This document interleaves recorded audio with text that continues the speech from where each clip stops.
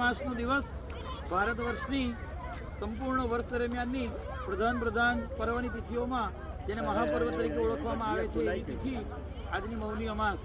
આજના દિવસે કરવામાં આવતું મા નર્મદાજીની અંદરનું સ્નાન એ અનેક ગણા પુણ્યફળની પ્રાપ્તિ કરાવે છે, જેનાથી અક્ષય પુણ્યની પ્રાપ્તિ થાય છે.